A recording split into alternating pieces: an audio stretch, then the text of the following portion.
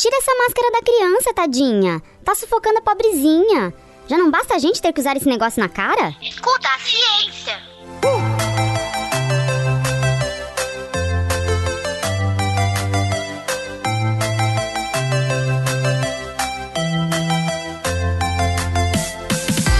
Olá, eu sou a professora Letícia Sarturi, sou mestre em imunologia e doutora em biociências e fisiopatologia. Nesse episódio vamos falar sobre a infecção por SARS-CoV-2 em crianças e adolescentes e sobre o porquê de os pequenos terem sim que usar máscara. Escuta a ciência. Criança pega Covid?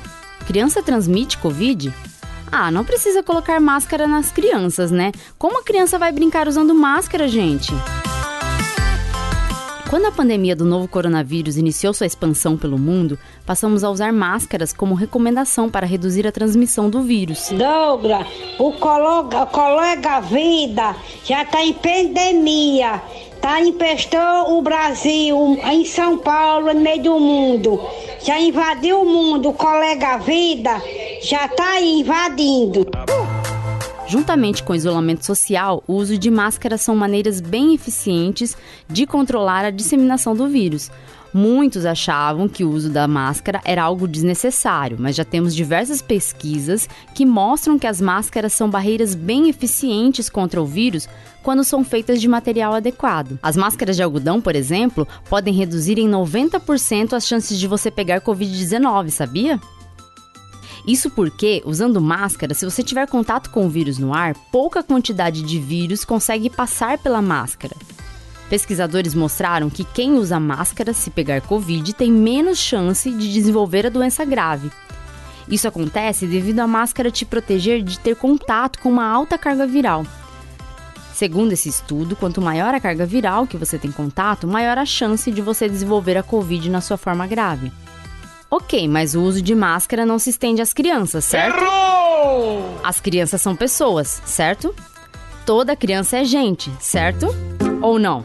Sempre que você olha uma criança, há sempre uma figura oculta, que é um cachorro atrás. Então, como toda criança é gente, elas também estão suscetíveis a adquirir o vírus SARS-CoV-2. Mesmo que a prevalência da infecção seja baixa nas crianças, apenas cerca de 2% dos casos de Covid são crianças, é necessário ter um cuidado também com os pequenos. Esse menor número de casos em crianças é intrigante.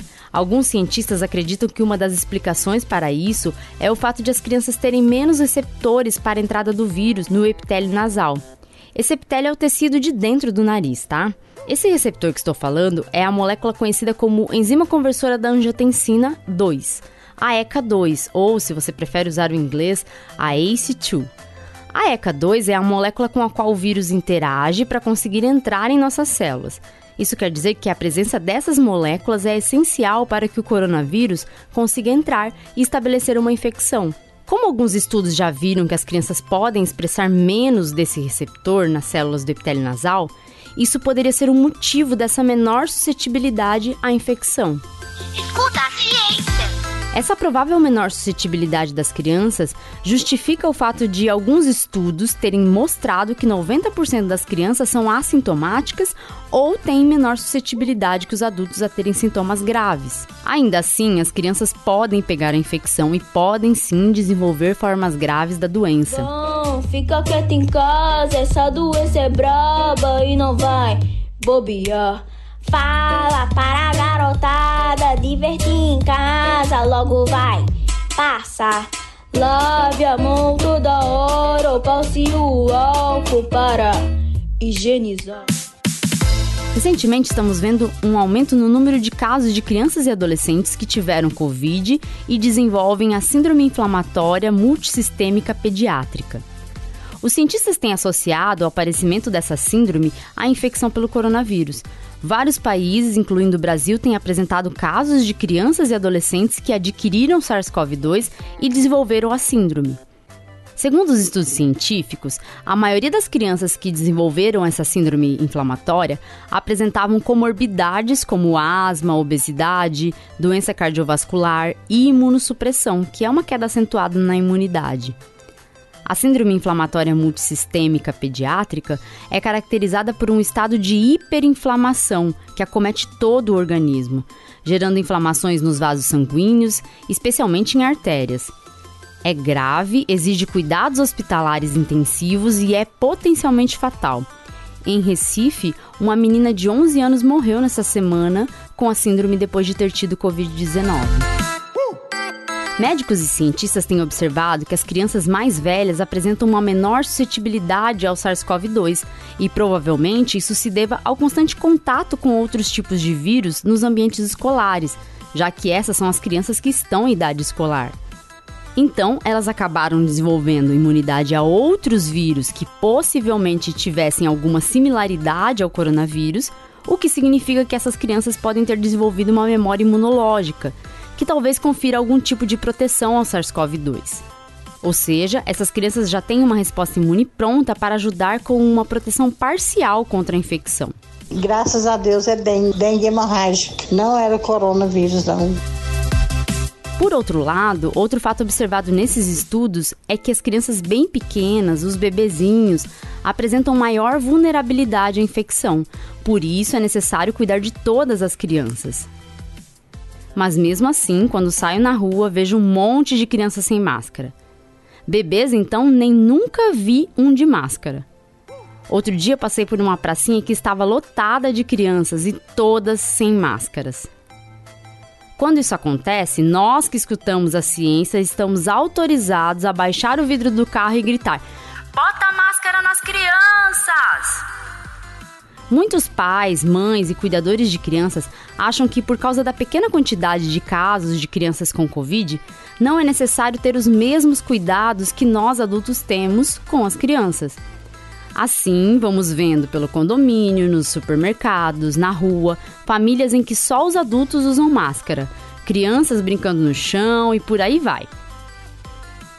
E ainda tem a grande polêmica: querem mandar as crianças de volta à sala de aula.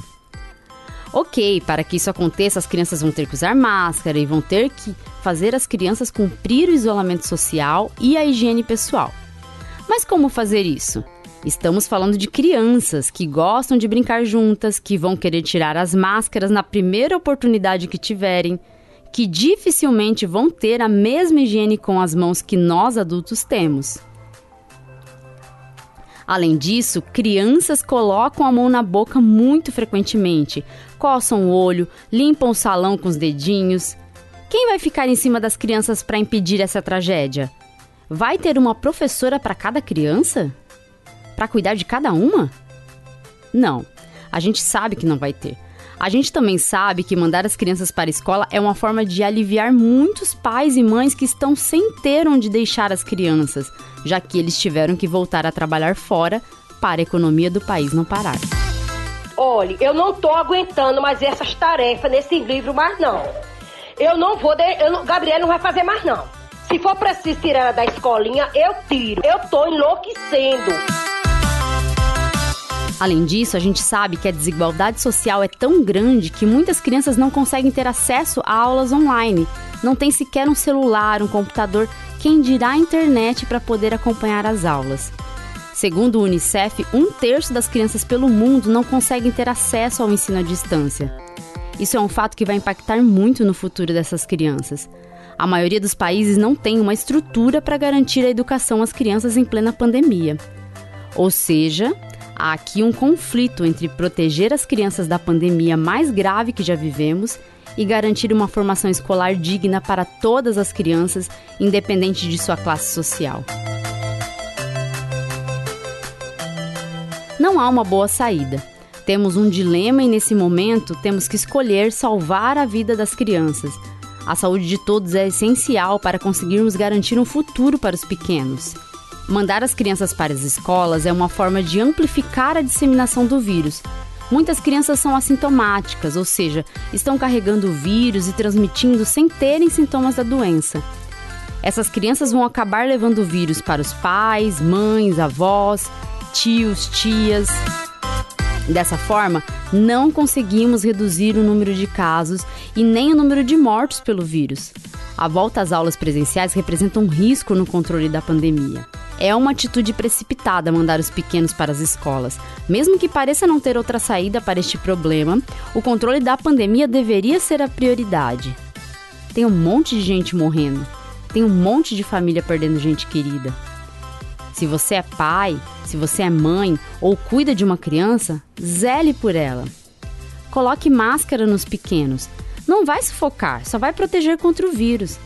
E essa proteção é uma forma de amar. Vamos continuar com os cuidados necessários para não amplificar a disseminação do vírus, até que possamos ter uma vacina que nos proteja. Ensine as crianças a lavar bem as mãos. Usem máscara todos, as crianças também. E escuta a ciência. Tchau, tchau e até o próximo episódio.